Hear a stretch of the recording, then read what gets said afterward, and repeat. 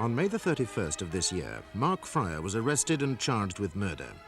It is alleged that Frier murdered Nicola Craig, a young woman with whom he'd lived for a number of years.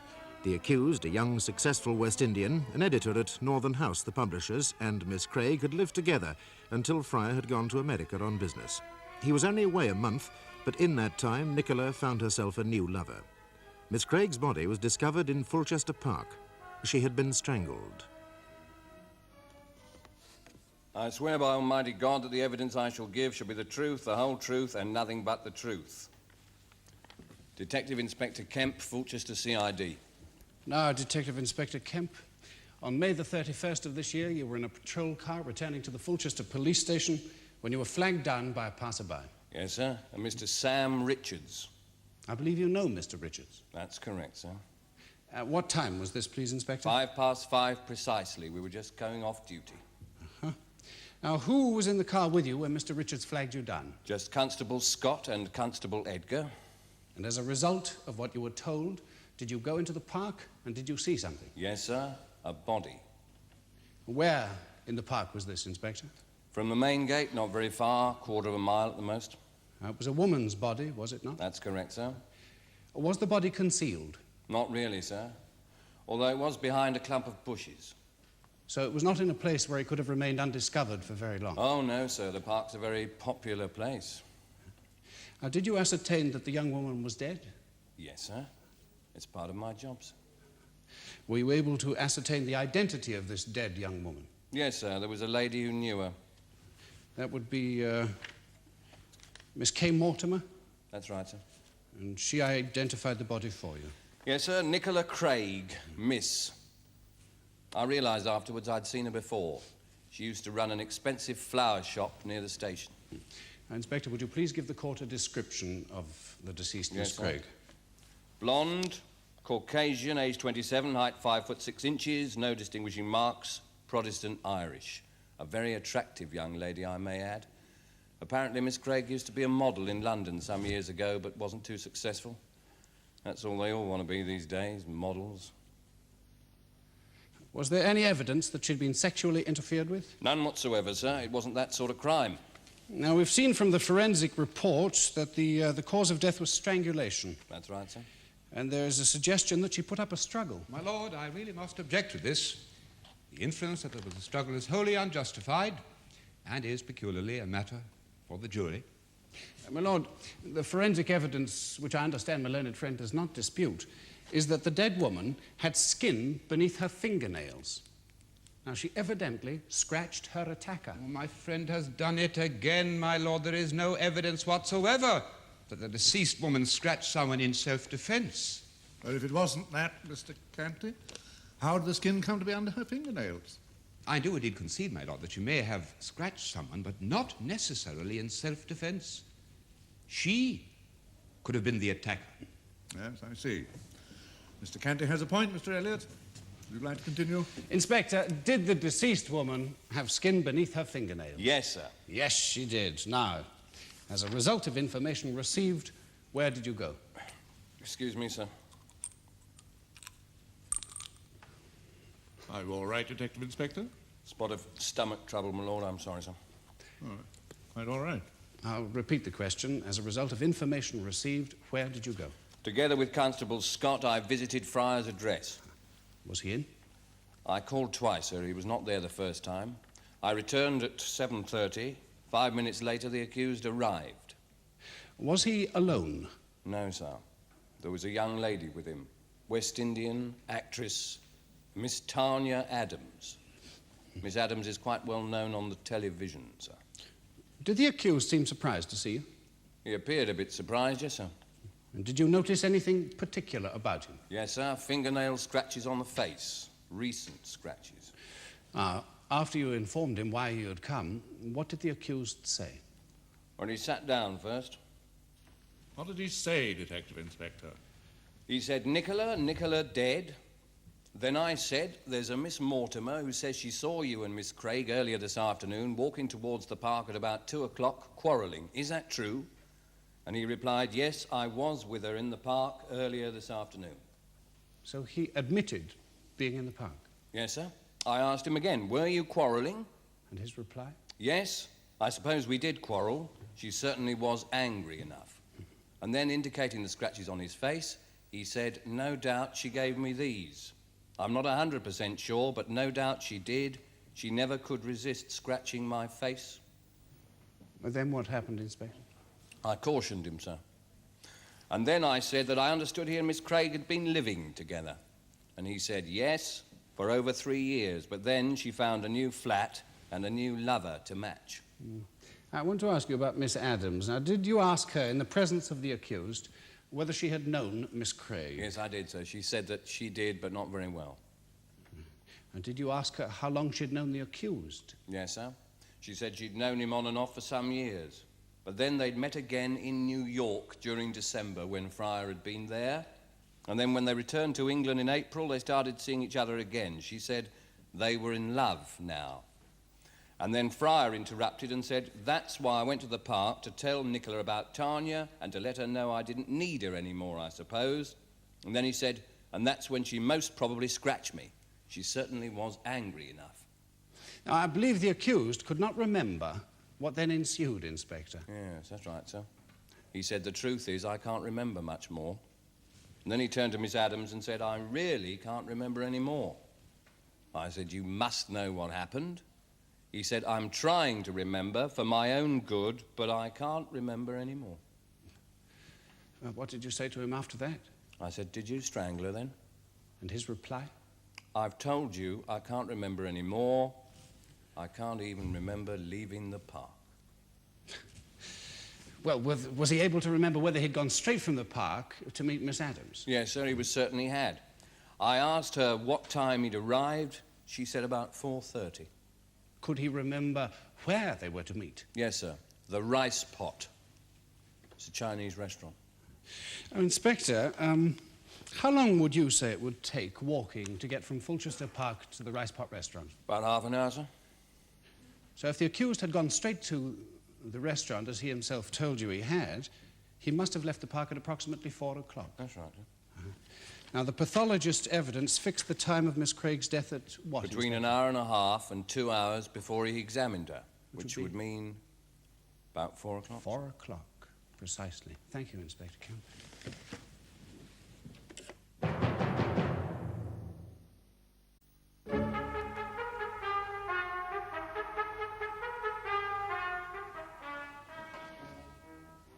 You Miss K. Mortimer? Yes, And you live at 30 Queen Mary Road, Fulchester? I do. The same address, in fact, as the late Miss Craig. Yes, it was. And do you know the defendant, Mark Frier? Yes. Do you know him well? Yes, I've known him for a long time. We tried to make it once, but it was no go. Maybe if he'd been blacker, who knows? But I mustn't talk like that in Fulchester, the town God set aside for Anglicans. Miss Mortimer, all you were asked was, did you know the defendant? A simple yes or no is so inexact, don't you think? No, I don't, Miss Mortimer. Sorry, my lord. God, it's all so pompous. Can we get on with it, please, Miss Mortimer? Right. Miss Mortimer, would you say that you knew the deceased Miss Craig very well? I was the only friend she had. Were you her friend for very long? 5 years. Would you say that she told you everything? Nicola Craig never told anyone everything. Would you say you knew her about as well as anyone else? Yes, possibly. Nicola was a kind of mystery. She invented herself, a sort of female Gatsby. Well, let's come to May the 31st, please. Now, did you have cause to drive past the entrance to the Fulchester Park? Yes. And did you see anyone you knew? Yes, Mark and Nicola. And did they acknowledge your presence? No, I don't think they even saw me. And what were they doing? They were quarrelling. And did they then enter the park? Yes, Still quarrelling? still quarrelling. Then you continued on your way home. I did. Later that evening, did you have cause to go out again? Yes, I took my dog for a walk in the park. What time did you get to the park? 4:30. And then you walked your dog around for a bit. I did. Did you then come across a number of people standing around a body? Yes. Did you recognize straight away that it was your friend, Nicola Craig? Yes. I was sick. I was sick all over my shoes. Miss Mortimer, whilst you were in the park, did you see any sign of Mark Frier? No, not a glimpse. Didn't this seem strange to you? I mean, at 2 o'clock you'd seen him quarrelling with Nicola Craig. At 5 o'clock she was dead and Mark Frier was nowhere to be seen. I mean, did that not strike you as odd? Yes, I suppose it did cross my mind. And when the police arrived, you identified the body, did you not? Yes. I would like now, if I may, to question you about the relationship between the accused and Miss Craig. I'm all yours, sweetie. When you first knew them as a couple, were they living together? They were happier times. How many years ago was this? 4 years. How long did they live together? 3 years, 3.5 years, something like that. And where did they live in those days? Her place. Would you say that they were basically happy? Oh, yes, it was their big chance. It was his big love, hers too. She was never happier, especially that first year. So they appeared to be in love? Oh, they acted as if they'd invented it. And then, well, after a year or two, things began to go wrong. That's life. But tell me, that this deterioration in their relationship, did it have to do with Mark Frier being unfaithful? Some, not all. But he was unfaithful, was he not? Yes, but that is and not... did his behaviour lead to a lot of conflict between the two of them? Well, Nicola was always neurotic. Yes but or no, on the please, other Miss hand... Mortimer, yes or no? Did his behaviour lead to a lot of conflict between the two of them? Yes. Yes, thank you. But it was all part of their bag. Their bag? It's an expression, my lord. They were always making up and breaking up. It's every lover's privilege. Is it? Well, it all adds to the excitement of the occasion, believe me. Really? Mr. Elliot?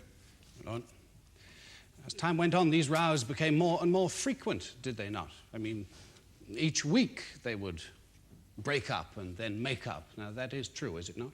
Yes, that's true. Yes. Just before the accused left for America last December, Nicola Craig bought herself a new flat, did she not? Yes. A flat just above yours, a flat that Mark Frier knew about. Yes. Now, were you there when she said that it would be a bit of a squeeze, but they'd manage, meaning the two of them? Yes. Yes.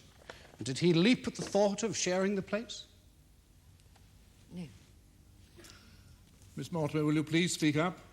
I loved them. I loved them both. Did he or did he not turn down her offer? No, he didn't exactly turn it down. Well, not when I was there anyway. But he was not exactly keen to accept the offer. No, he wasn't. Then the accused went to America for a month, correct? Correct. While he was away, Nicola moved into her new flat. Yes. Now, do you know a man named Ian Lane? Yes, unfortunately. About his only claim to fame is that he reads the Morning Star. I was almost impressed. I never thought reading was one of his strong points. Did Miss Craig know him? Yes. Do you know how they met? Yes, it was in my place. He was fixing the plumbing. She wanted to borrow his van to help her move. And 2 weeks later, he moved in with her, correct? I couldn't believe it. He was such a bore. Oh, Miss Mortimer, please. I'm sorry. I have got nothing against anyone who comes from the East End of London, but after she had lived with a lovely, exciting, successful black man like Mark, I mean, what could she see in Lane? I think you're presumptuous, Miss Mortimer. Nicola Craig must have found something that she liked in Ian Lane. Yes. He was easier to live with than Mark. That's it in a nutshell. And Mark Frier can be exceedingly difficult sometimes. Even he would admit to that. And, on the other hand, Nicola found Lane's accent attractive.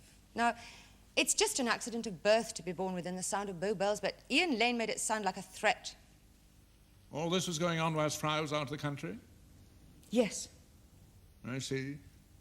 Well, did you see the accused when he returned from New York? Yes, he'd been back about 3 or 4 weeks by then. So that would be sometime around the end of January of this year. Yes. Did he talk to you about Miss Craig? Non-stop, poor love. Did he in fact say to you that the trouble with Nicola was that she had never been able to tell the difference between a real diamond and a piece of glass? Yes. And did the accused then ask you to make love to him as a sort of antidote, as I believe he put it? Yes, he did. Yeah. What did you say? I told him no. Partly because he's too much like a brother to me, and I do draw the line at incest love. And partly because, I thought that he and Nicola would get it together, and she would not have been amused if she'd known he'd been sleeping with me, now would she? If the accused was truly upset by Miss Craig's behaviour, I mean, why would he want to make love to another woman? Exactly how upset was he? Why not? It made no difference to their love. Oh, for heaven's sake. Of course he was upset. Well, not everyone looks at things the way you do, Miss Mortimer. That's a pity. Is it? Well, let's move on to April the 10th of this year. Now, I believe you can tell us of an incident between the accused and Miss Craig. Oh, before we get to the incident, my lord, I must touch briefly on what caused it. Miss Mortimer, on April the 9th of this year, you were having a drink with the accused in a pub when the accused met Miss Craig and Ian Lane. Yes, it was in the George. And when was this? About 6 weeks before she died. So you were in the pub with the accused, and in walked Nicola Craig and Ian Lane. Yes, they did. Their arrival was completely unexpected. Completely. The whole of Fulchester to choose from, and they chose that pub. Tell me, how did the accused react? And did he show any hostility towards either Ian Lane or Miss Craig? None. Mark was like a professional poker player. He and Lane got on very well. It was all very English, very British. Concealed. Now tell us what happened the next day. Well, Mark came round to the house. I saw him come because I was in the kitchen.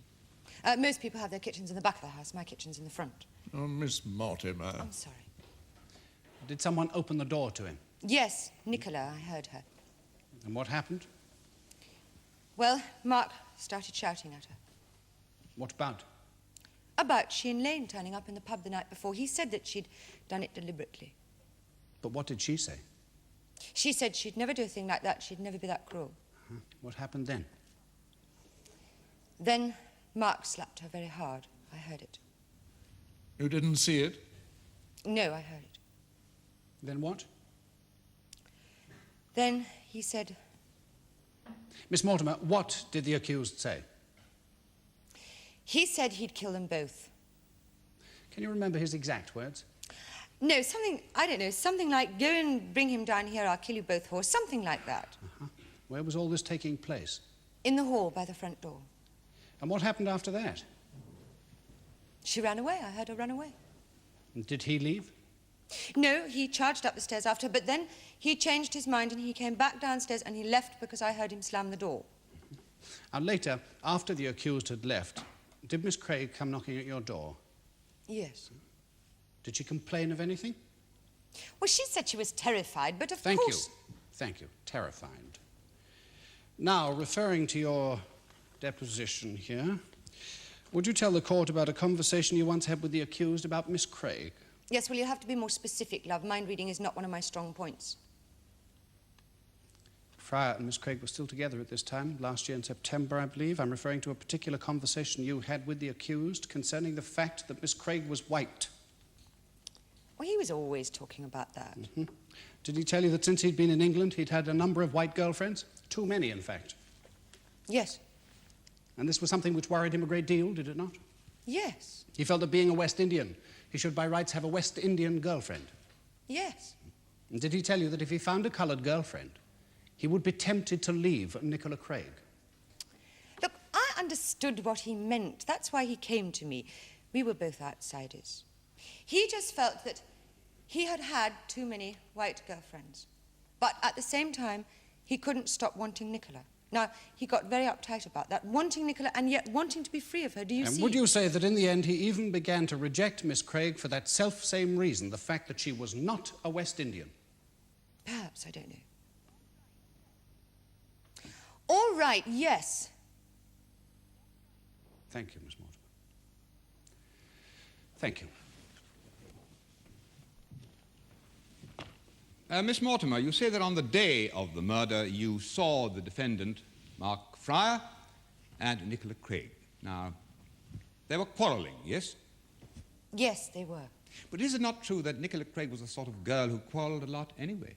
In fact, it was not unusual, was it, to see Nicola Craig in a row with somebody? No, not very unusual. The truth is that at one time or another, Nicola Craig managed to antagonize practically everyone she ever came in contact with, did she not? Yes, I suppose she did. Neighbours, waiters, employers, friends, lovers even. She showed no favouritism. She was aggressive to everybody. Yes, but let's be fair, she could also be a very gentle lady. Oh, I have no doubt. That is, in fact, what made her so lethal. She could switch from being a lamb to a raging panther if one wasn't careful, could she not? She was Aries, fiery, headstrong, independent. She was always charging into things, head down. Self-destructive, would you say? Yes, very. She didn't have a surfeit of friends, did she? No. In fact, there's no getting away from it, is there? People just didn't like Nicola Craig. Oh, men did, darling. Men certainly did. But no, I suppose, on the whole, people never really took to Nicola. She used to come to me in tears about it. The little girls that worked for her didn't like her. Her own sister didn't like her. And as for the neighbours, she felt they'd formed an association dedicated to persecuting her. In fact, did she not on one occasion, in fact, instruct her solicitor to send off letters to her neighbours? Letters! Threatening to take them to court if they didn't leave her alone. Yes. Now, what about Ian Lane? Now, I know you told the court here that she found it easier to live with Lane than she did with Frier, but if she lost her temper with everybody, I mean, didn't she lose it with Lane as well? Oh, yes, she rowed with him as well. There was, in fact, an occasion, was there not, when she and Lane had this terrific row? I mean, your mother was staying with you that weekend, I believe. My stepmother, actually. Oh, sorry, your stepmother, yes, of course. This was the weekend of May the 10th, 3 weeks before Miss Craig was killed. Yes, we were in the garden, my stepmother and I. Yes. Now, could you hear them quite clearly? Oh, one could always hear Nicola. Do you know what caused that particular row? No, not really. Tell me, Miss Mortimer, could you see Miss Craig from where you were sitting in the garden? Yes, she was standing by the kitchen window. Her kitchen, I may add, is in the right place. Could you also see Ian Lane? The one time he came to the window, yes. Now, presumably, the row had become rather heated by this time. It had become a rather nasty row. And then what happened? Then Nicola flew at him, fingernails out like claws. She went straight for his face. Did she actually scratch him? Oh, yes. He carried the marks on his face for days. For days? So that's the way she reacted to a man when she was in one of her rages, by scratching him in the face.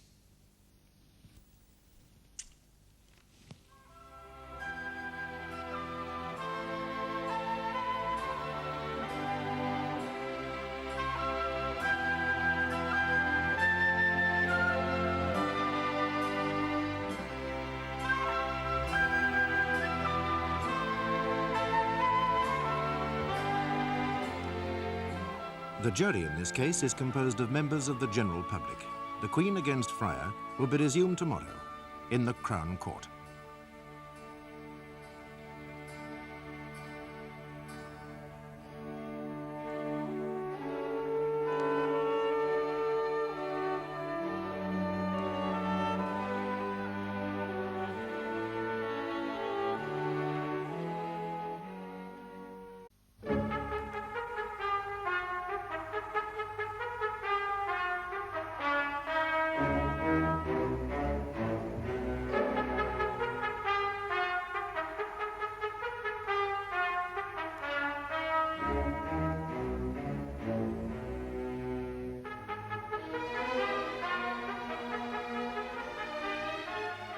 It is the second day in the Crown Court of the trial of Mark Frier, accused of murdering Nicola Craig, the young woman with whom he'd lived for over 3 years.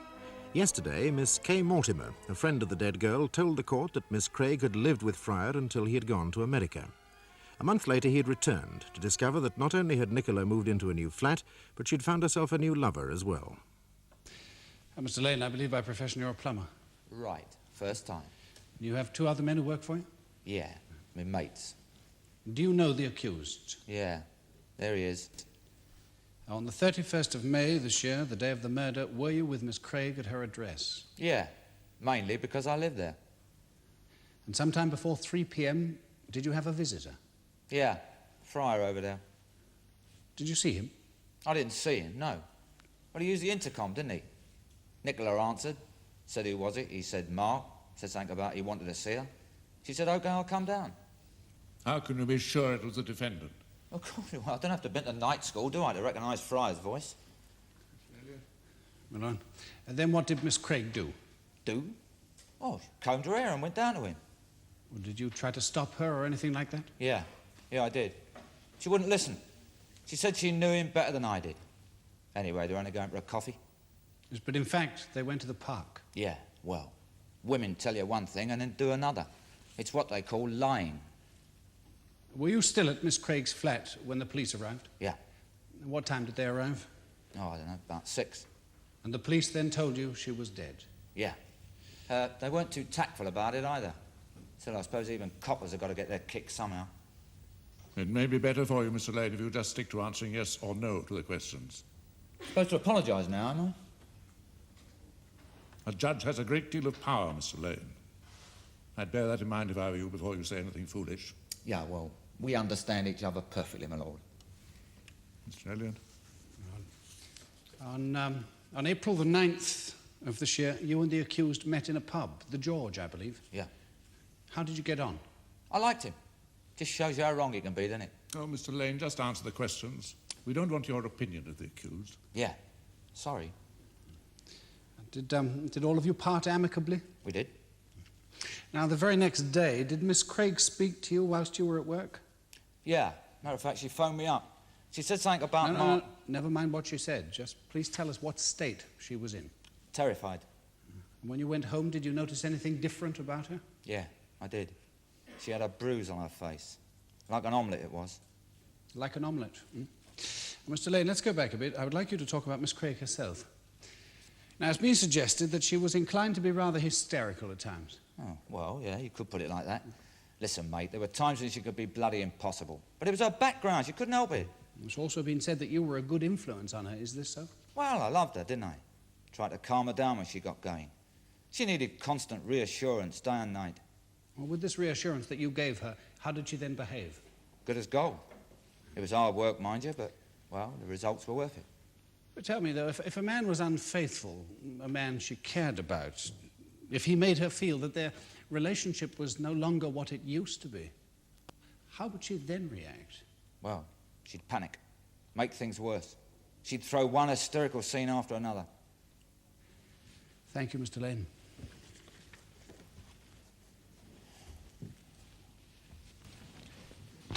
Mr. Lane, I want to ask you about a quarrel you had with Nicola Craig. This will be on May the 10th. May who? What's so special about some quarrel? You've seen one quarrel, you've seen them all, haven't you?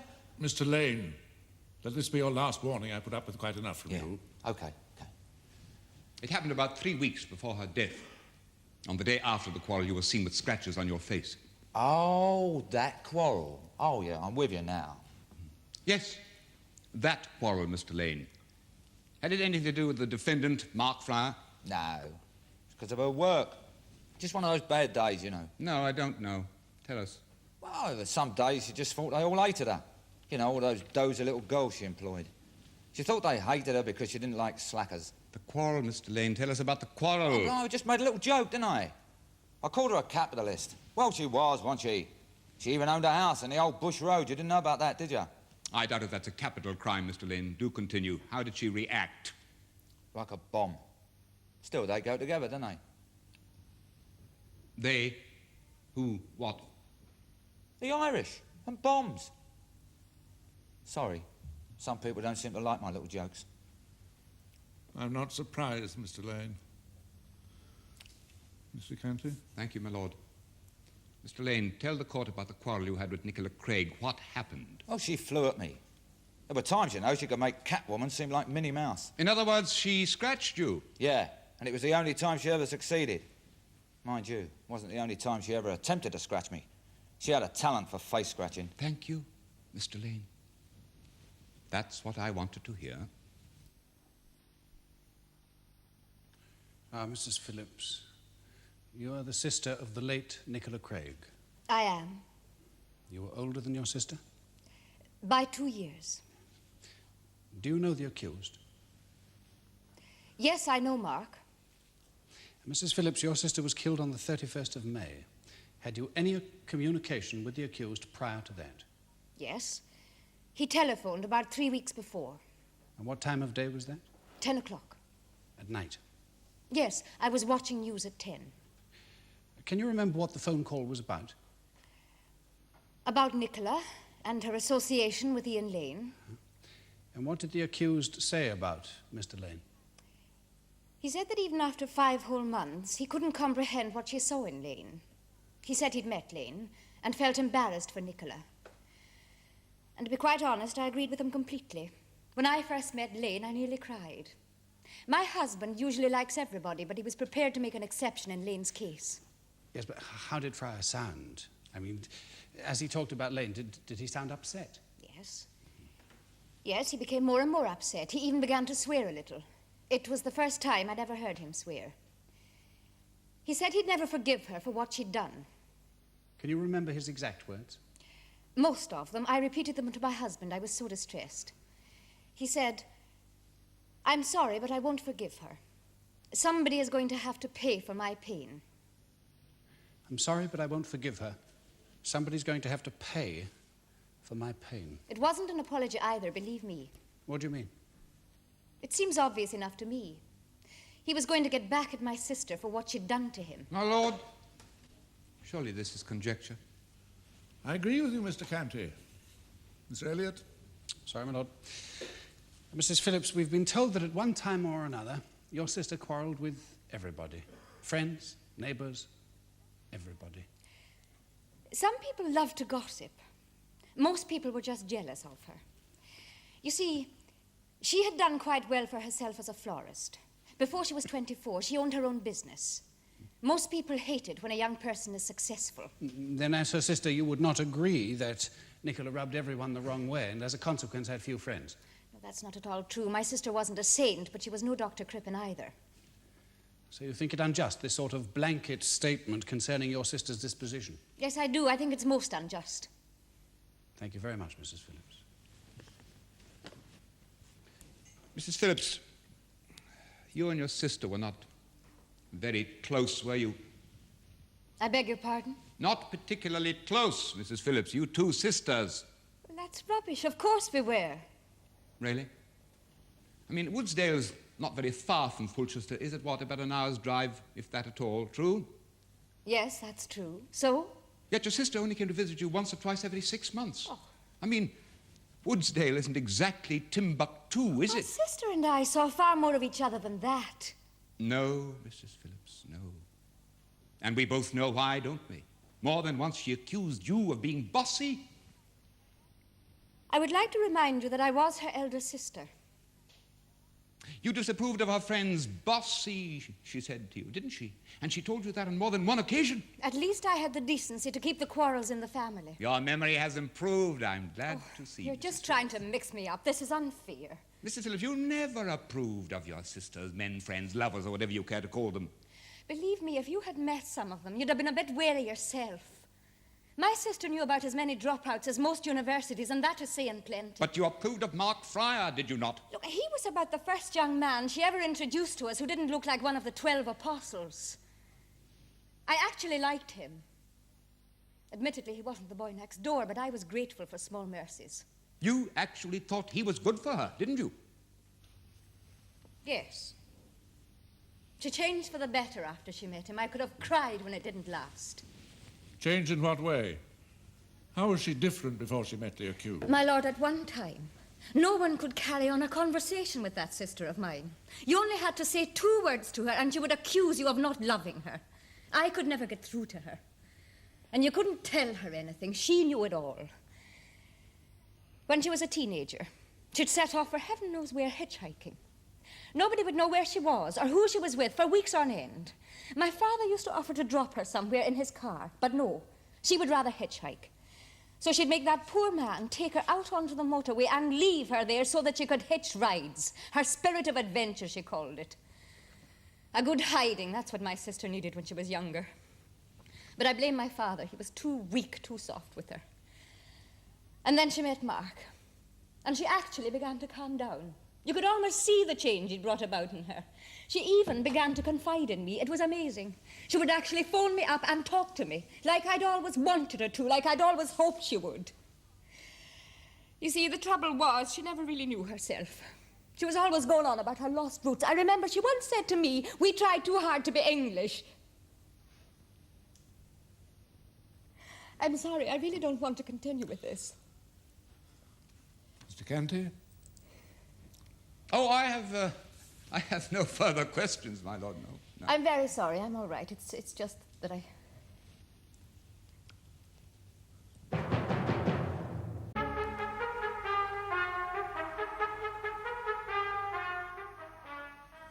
Mr. Frier, you were born in Jamaica, I believe. Yes, I was. But you were brought up over here in England.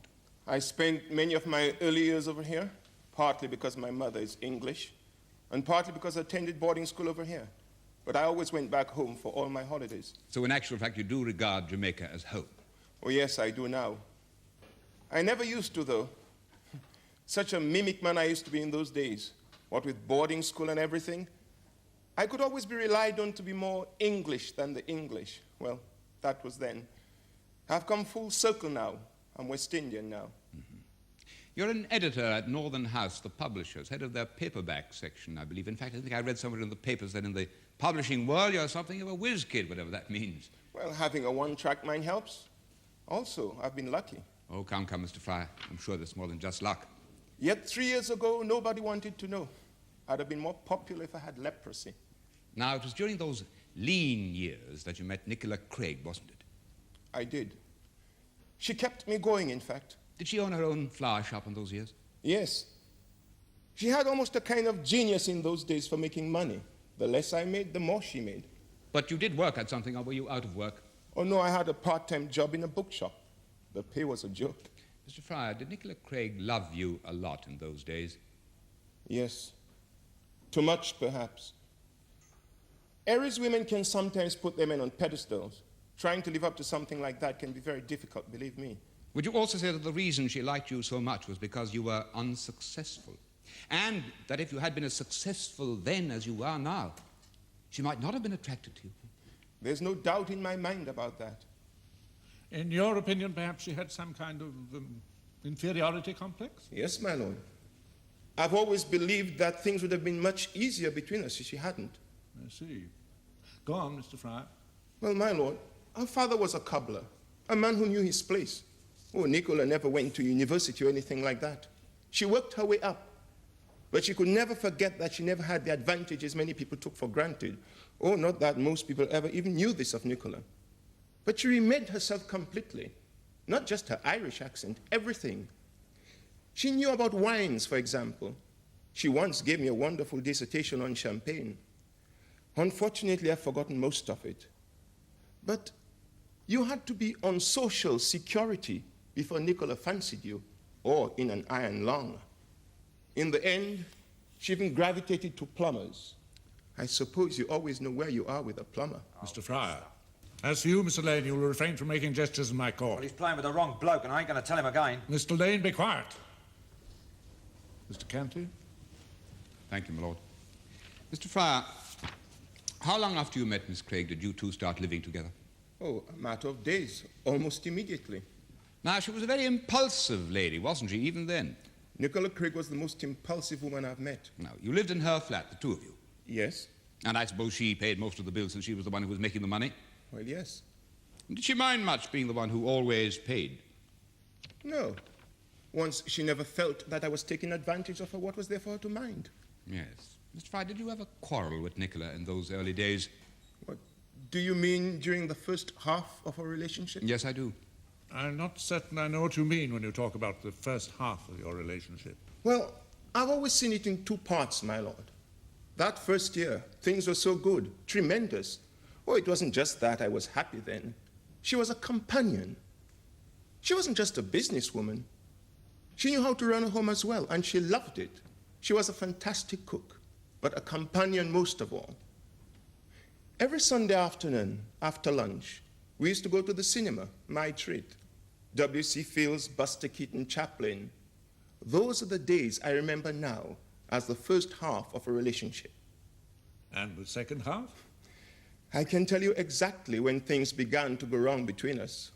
The day I started working at Northern House. Are you seriously saying that she didn't want you to find this good job, Mr. Frier? Up to this day, I don't know, my lord. A friend of mine once said this of Nicola. She doesn't want the best for you. There you go. I don't know.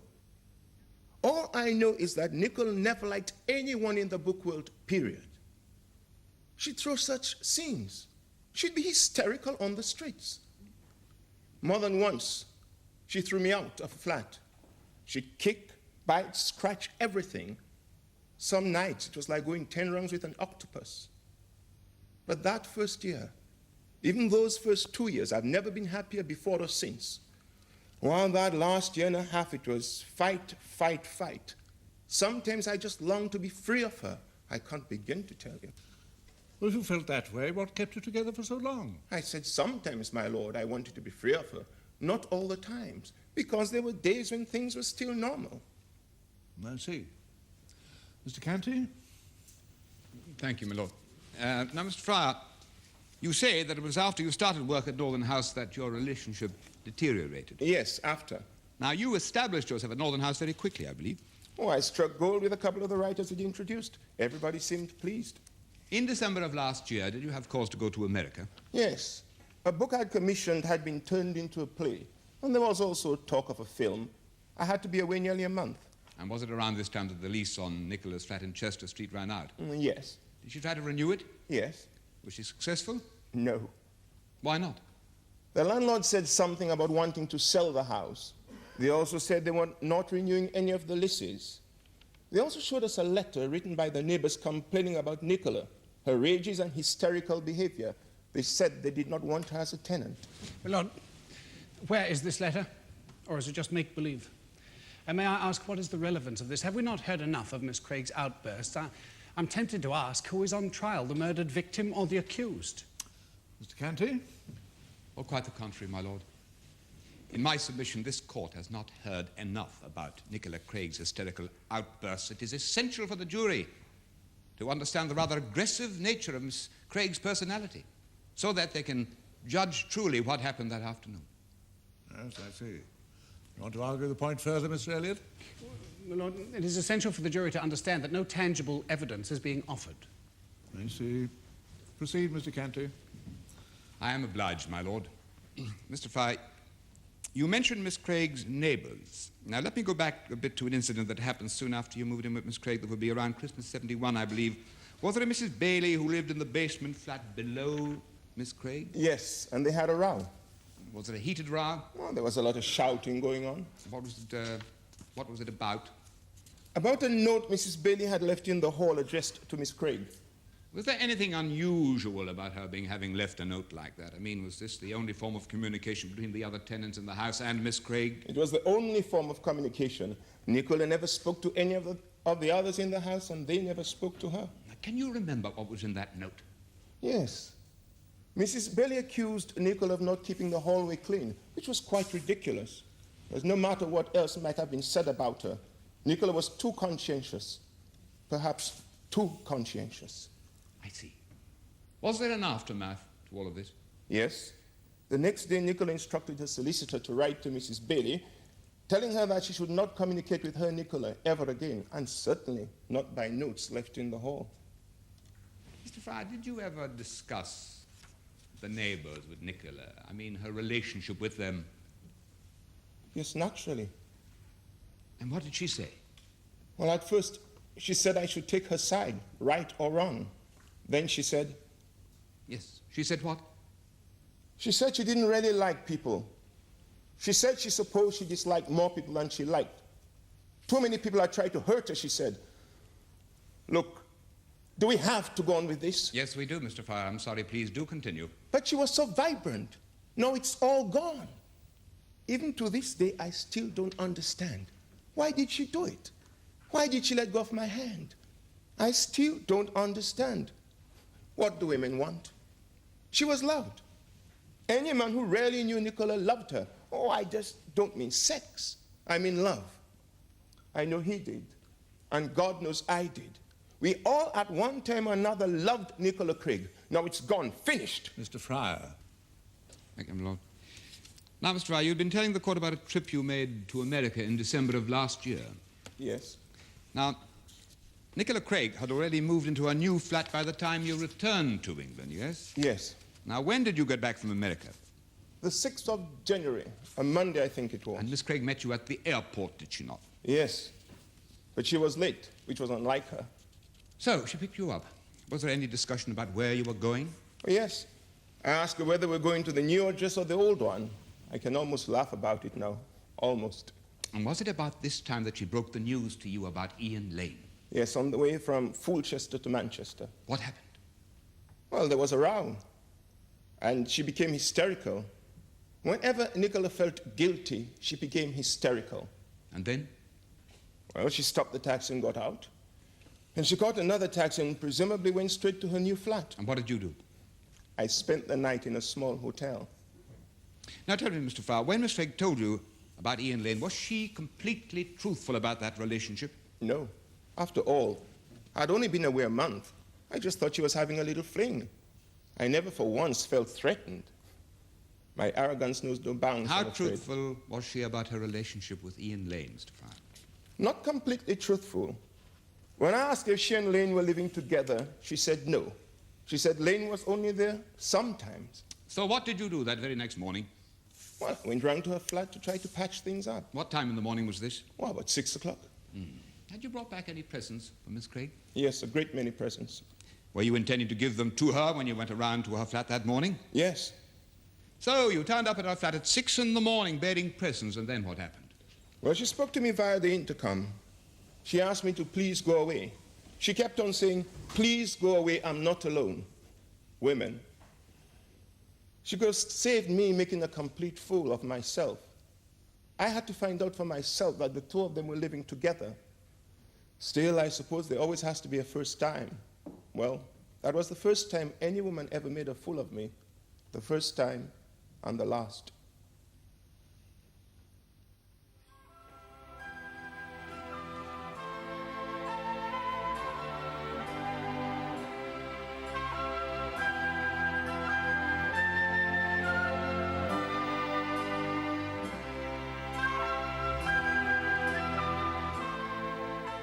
The jury in this case is composed of members of the general public. The Queen against Frier will be concluded tomorrow in the Crown Court.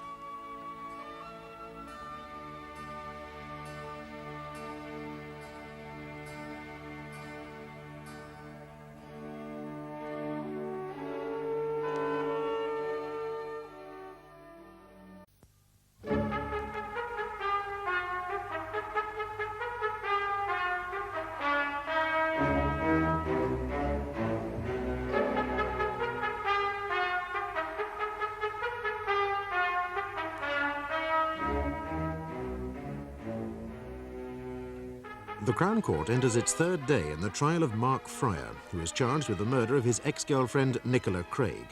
Miss Craig, the court was told, found a new lover, Ian Lane, when Frier had been away on business in America. Yesterday, the accused took the stand.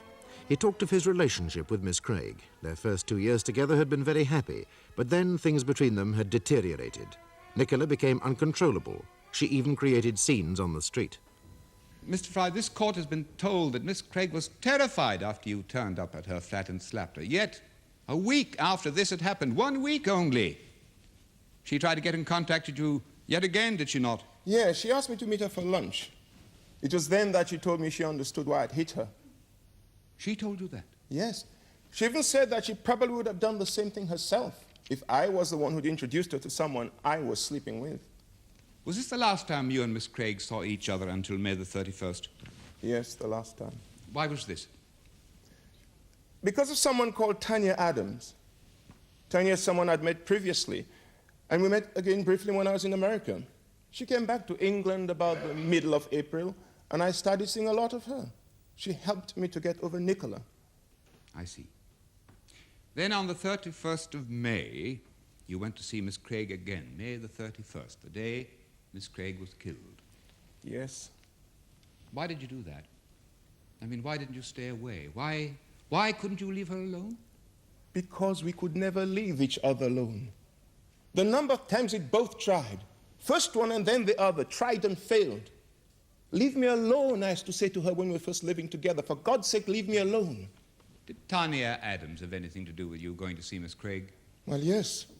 I wanted to tell Nicola that I, too, had met someone else. I didn't need her anymore. And did you tell Nicola Craig about Miss Adams? Not immediately. Why not? Well, when I got to her flat, she seemed to be in a mood, as though she and Lynn had had some kind of quarrel. And when Nicola was in a bad mood, it was best not to antagonize her any further. But you eventually told her? Yes. And how did she react? Oh, she became furious. She started raising her voice at me, on and on, all the way to the park. Oh, she got worse once we were in the park. How I hated her. How suddenly I didn't need her anymore. I tried to remind her that she was the one who'd found someone else. Oh, that made her even worse. She said that it had all been my fault. I was the one to blame for her going over to Lane. She'd asked me, she'd begged me to come and share a new flat with her, but I'd refused. What happened next, can you remember? Yes, we were in the park, still getting on each other's nerves. Suddenly, you don't need me anymore, or something like that. Then I remember just screaming something like, now you found yourself a black girlfriend, see if I care. You were in the park at this time? Yes. She went on and on. If only I could remember her exact words. But I can't remember. But finally, she threw Lane's name at me for one last time. Mr. Frier, did you strangle Nicola Craig? I don't know. I can't remember. I wish I really could remember what really happened, but I can't remember. Thank you, Mr. Frier. No further questions, my lord. Well, Mr. Frier, I suppose I should congratulate you on your performance. Not bad, not bad. Some may have found it a delight to watch. Sorry? Sorry? Why are you sorry? Well, I appreciate versatility when I see it. Here we go. You see, what I'm saying, Mr. Frier, is that you have the makings of a fine actor. Or a liar, depending upon your point of view. Now, you've treated us to a list of the victim's faults, but not a word about yourself. Look, I'm tired. Save me the cat and mouse games, please. Fine. Frier, you've never been faithful to a woman, have you? Now, you tell us of the endless troubles that Miss Craig had with friends and neighbours, etc. Now tell us of the endless number of women you've known and the rows that caused between you and Miss Craig. Sorry, is that a question? Did Miss Craig not say to you that you would always be unfaithful? I was never unfaithful to Nicola when I lived with her. Never. Never? No. Really? What about a young woman called Caroline, a redhead? What about Caroline? And then there's Naomi. She's in advertising, isn't she? And then there's Sue. Do you remember Sue? Look, Nicola and I broke up for 4 or 5 months in 1973, the autumn of 1973.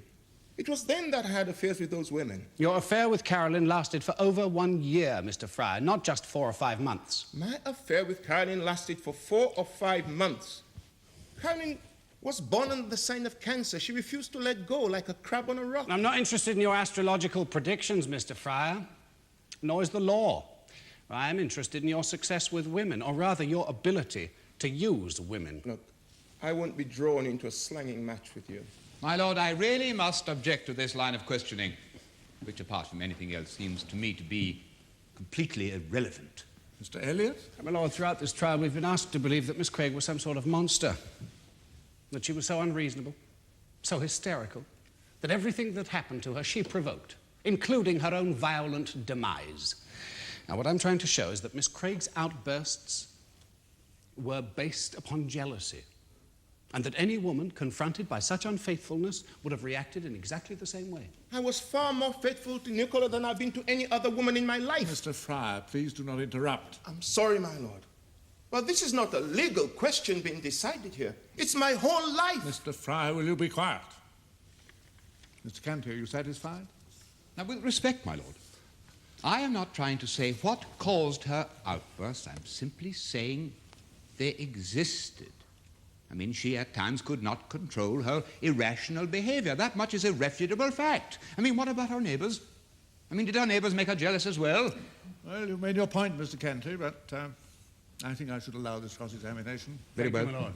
Mr. Elliot, I think you should confine yourself to one specific woman with whom the accused had associations. Yes? Certainly, my lord. I would like to question the accused about Miss Tanya Adams. I've said all I intend to say about the others. Well, continue, Mr. Elliot. Mr. Frier, whilst you were in America, you and Tanya Adams had an affair, did you not? Yes. Miss Craig found out, didn't she? Or rather guessed. Now, that is true, is it not? I certainly didn't tell her. Well, she phoned you early one morning in America, didn't she? Okay, yes. Did you speak to her? No. Why not? Where were you? I was with Tanya, naturally. Miss Craig knew, didn't she? Well, not who the woman was, of course, but she understood you, Mr. Frier.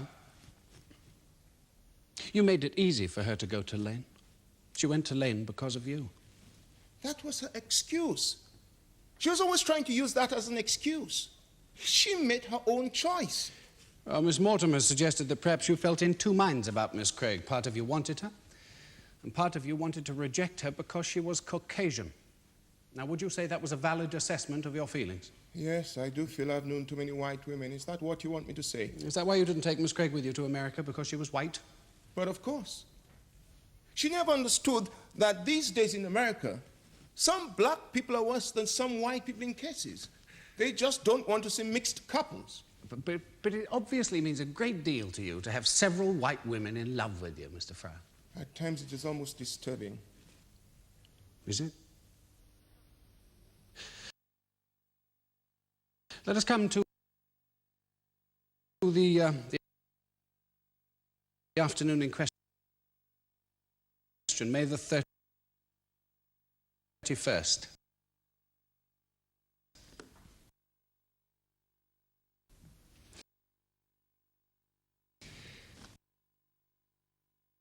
Now, you do seem to have a selective memory, Mr. Frier. Yes, sir. No. Let's go over it again, shall we? Perhaps you'll remember some more.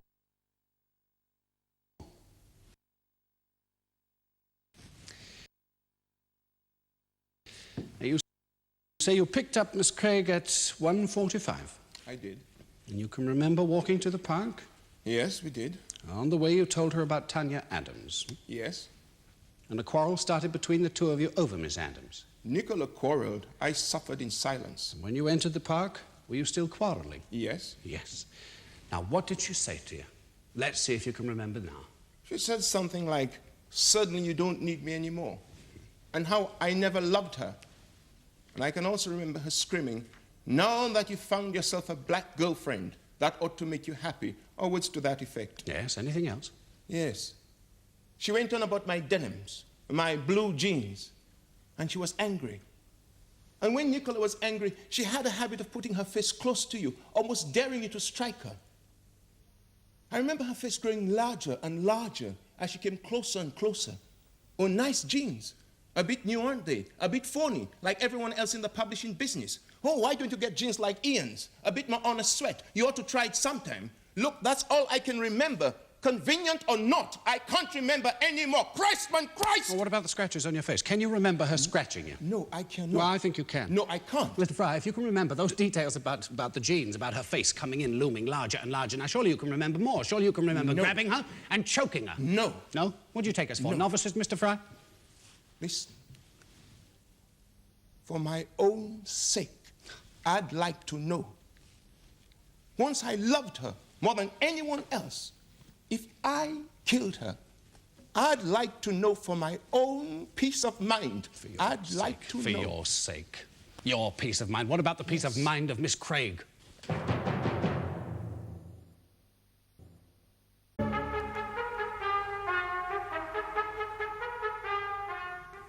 You are Miss Tanya Adams, and you live at 73 Maida Lane, I believe. Yes.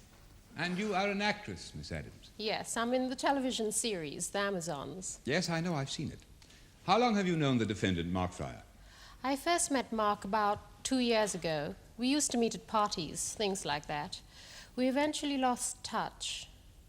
When did you meet him again? Then last year I was in America filming, and Mark and I met up again over there last December. Now that I'm back in England, we've been seeing a lot of each other. And what is your relationship with Mark Frier? We were hoping to get married. I'm an old-fashioned girl. That's the irony of it. Now let's deal with May the 31st of this year. Did you and the defendant arrange to meet on that day? That afternoon. Did he say where he would be earlier in the afternoon? Yes, he said he was going to meet Nicola Craig. Did he say why? He was determined to make her see he wasn't in love with her anymore. I see. Now, where had you and Mark Frier arranged to meet? The Rice Pot, it's a Chinese restaurant. And what time did you arrange to meet? 4:30. What time did Mr. Frier arrive? About 4:30. So he was on time? For a change, yes. Now, try and answer this very, very carefully, please, if you would, Miss Adams. How did the defendant, Mark Frier, appear to you when he arrived? Did he appear to be in an agitated state? Or did he appear to be his normal self? Did he look, in other words, like he always looked? He looked as he always looked. Good. Yes, of course, there were scratches on his face. We mustn't forget those. 2 scratches, nothing to write home about. Were they bleeding when you saw them? No. Did you ask him who scratched him? Naturally. And what did he say? He said, she must have done it, I think. He didn't sound too sure. And what did you say? I said, you don't sound all that sure. And he said, I'm not too sure in my own mind. I'm not too sure in my own mind. Yes. Did he say anything more? Not on that subject, no. But he had said he was going to tell Nicola Craig about you. I mean, didn't he tell you how she reacted? Yes. I mean, did he say whether she was pleased or not too pleased? Not too pleased. That's the understatement of the year. She called him every name under the sun. She said he had always wanted a black girlfriend. She accused him of it, like it was some sort of a crime. Nicola's problem was she could only fall in love with losers. What she wanted was for Mark to pine to death over her. That's all she wanted. A real nutcase, that girl. Mm-hmm. Now, what happened after that? Did the defendant have anything more to say concerning Miss Craig? We just had our meal after that. We had lots more to speak about, but nothing that concerned Nicola Craig. So the defendant did not at any time behave in a manner that seemed in any way to you to be unusual, though prosecution would have us believe that he had just committed a violent murder. No, not in any way. I have no further questions, my lord. Thank you, Miss Adams. You're welcome.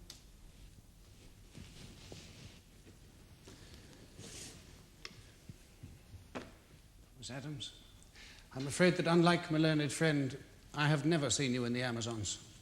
I'll survive. And so will I, Miss Adams. So will I. Now, you say that when you saw the accused on May the 31st, he did not behave in any way that would suggest he had just committed a murder. Yes. Well, you must tell us how he did then behave. Normal.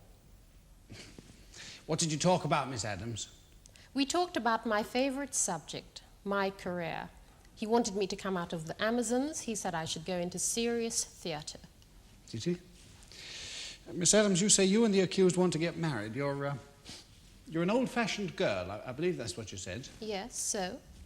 Old-fashioned enough and actress enough to come into this court and perjure yourself on behalf of the accused? Look, I am not lying. What do you take me for? What you are, Miss Adams. What you are. We've heard the accused quote Miss Craig as saying that he always wanted a black girlfriend, now he'd got one. Is that what he told you? Yes, so. A statement with a lot of truth in it, would you say? You would have to ask Mark Frier that one. Last December, when you met Frier in America, you two had an affair, did you not? Did we? I'll ask you again. Did sexual intercourse take place between you and Mark Frier last December in New York? Yes. Yes, repeatedly? Yes. Yes, thank you. And Miss Craig found out, didn't she? That's why she went to Lane. We were in America. She was here. What, was she, a witch? Didn't Frier tell you about Nicola's phone call in the early hours of one morning? She spoke to his relatives, and they told her that Frier hadn't been in all night, so she guessed he'd found someone. That's why she went to Lane, isn't it? You believe I broke them up. You believe that, you'd believe anything. That's really not my concern, Miss Adams. Now tell us, when did you return to England? This year, April, the middle of April. Precisely. And that's why Frier ended his relationship with Miss Craig in May. Because he had you. I suppose you could put it that way. Well, did he tell you that he no longer wanted white girlfriends? Well? Well, did he or did he not? Yes, and why not? So, in effect, he rejected her. And Miss Adams, could it not be viewed as the ultimate form of rejection? Mark Frier no longer wanted his white girlfriend, so what did he do? He killed her. Leave her alone. Mr. Frier. Rejected her? Nicola? I did not reject her. I loved her. I only wish I could remember. I need to remember.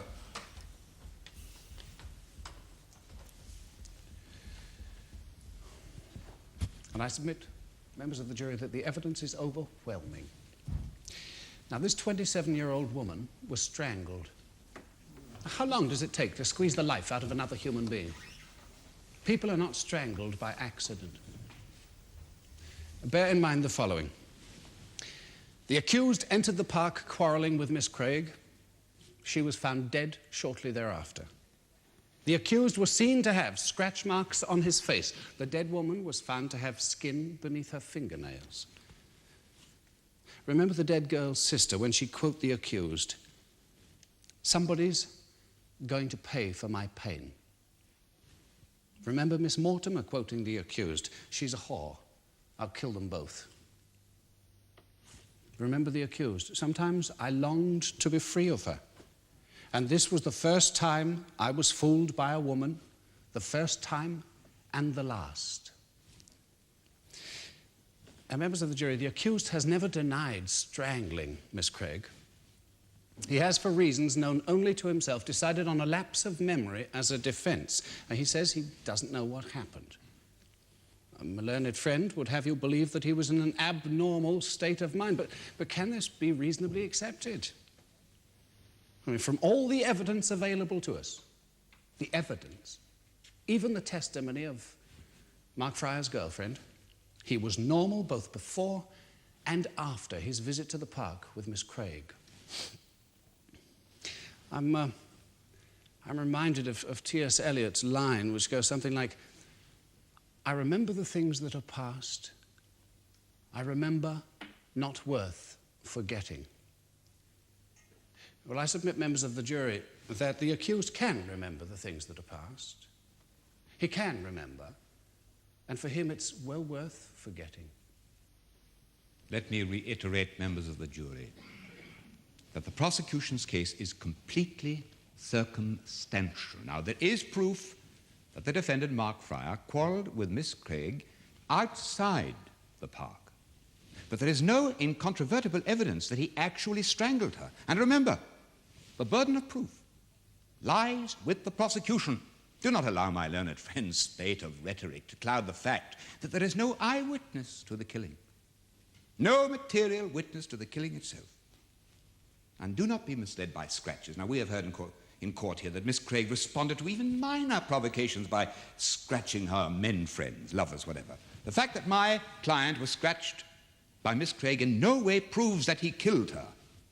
Indeed, my client's behavior subsequent to the quarrel in no way suggests he had committed a violent crime.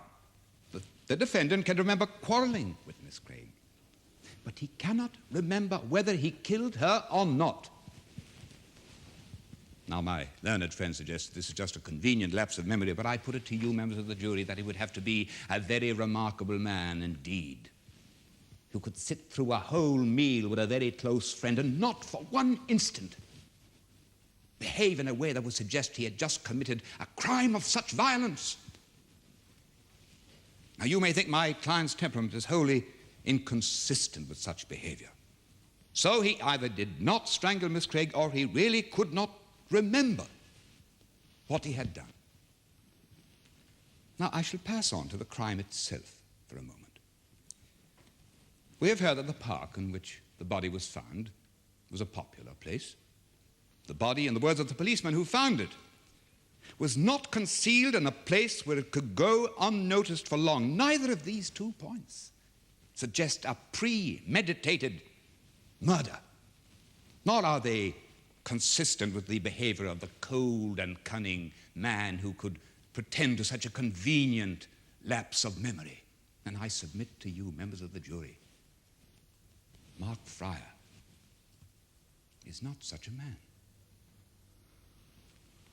So the first point you must decide, members of the jury, is whether or not the accused did kill Nicola Craig.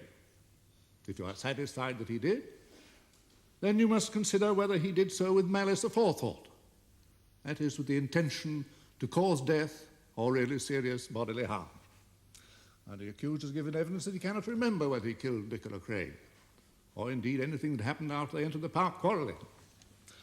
Now, Mr. Canty is asked to infer from this that the accused was, during the period of time which he cannot remember, that is, the period of time covering Nicola Craig's death, when he was in an abnormal state of mind such that he was incapable of forming the necessary intent to commit the crime of murder. But no medical evidence has been called to show that he was in an abnormal state of mind. The necessary intent, as I have already explained, means the intention to kill or cause grievous bodily harm. That is a matter for you to decide. If you reach the conclusion that although the accused had killed Nicola Craig, he was in some abnormal state of mind so that he was incapable of forming the intent, you must consider whether or not he is guilty of the crime of manslaughter. For it is manslaughter to kill another person in the course of an unlawful act. And the physical onslaught on Nicola Craig was plainly unlawful, whether or not murder was intended. Remember that the burden of proof lies on the prosecution. Unless you are satisfied that they have proved the charge beyond all reasonable doubt, you must acquit the accused. Now, will you please retire, elect a foreman to speak for you when you return, and consider your verdict.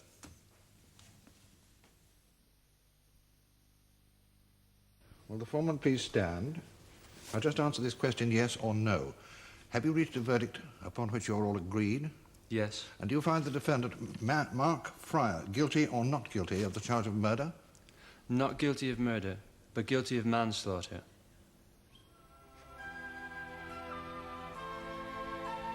Mark Frier, found guilty of the charge of manslaughter, was sentenced to 7 years' imprisonment.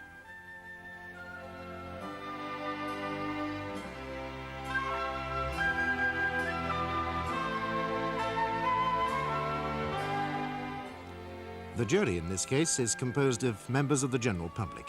Our cameras will return to bring you another leading case in the Crown Court.